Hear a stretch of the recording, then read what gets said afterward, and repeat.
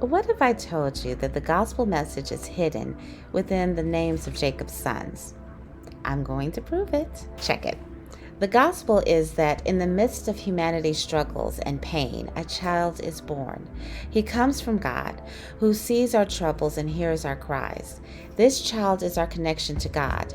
He brings us joy and causes us to praise God. He brings peace. He understands our struggles and he carries our burdens.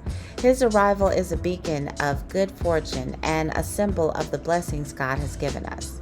He is our reward, a gift from God, and his sacrifice grants us an honored position with God. We become part of God's family.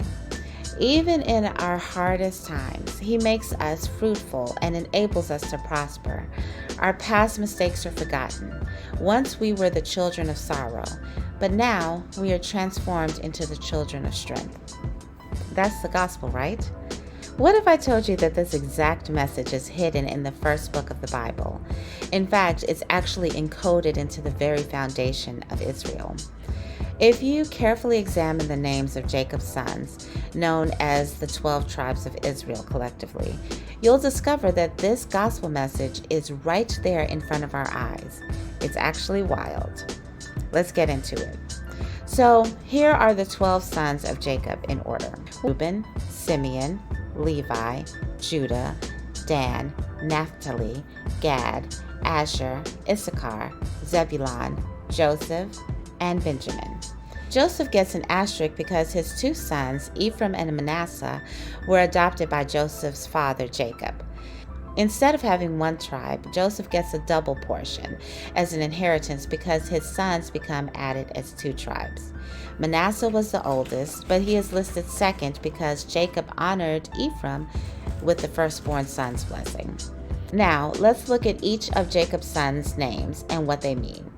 Here's the method I used. I used the name's literal meaning and also referenced the circumstances around each birth and what was said when each son was born. Let's start with Jacob's firstborn, Reuben. Reuben means, behold, a son. Reuben is also Leah's firstborn son. Leah had a rocky marriage to Jacob. This is obvious because she says in Genesis 29:32, "The Lord has noticed my misery, and now my husband will love me." He doesn't, but never mind. The takeaway here is that the child is born into troubled circumstances. God sends this child because he sees her struggles. Next is Simeon. Simeon is Leah's second son.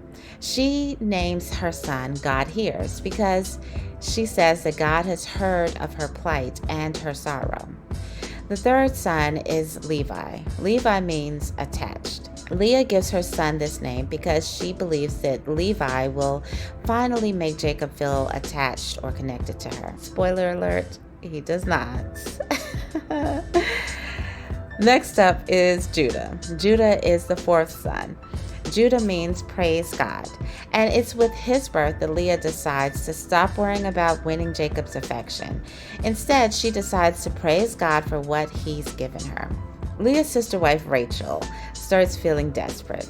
She says quite dramatically that if she doesn't have a child, she'll die. So she arranges for her servant Bilhah to sleep with Jacob and have a child. Bilhah has a son whom Rachel names Dan.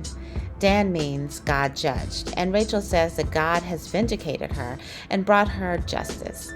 Bilhah has another son, and Rachel names him Naphtali, which means my struggles. This name refers to Rachel's infertility and her competition with her sister Leah. Leah starts to feel some type of way about Rachel's back-to-back children via Bilhah, so Leah puts her own servant Zilpah to work. Zilpah gives birth to Dan, which means good fortune. Obviously, Leah feels happy that she's given Jacob another son via a surrogate. Leah feels even happier when Zilpah gives birth to a second son, Asher. Asher simply means happy, and Leah exclaims, "What joy is mine." Okay, let's pause right there because this video is getting a little long. Check out part 2 where we'll continue with the rest of Jacob's sons.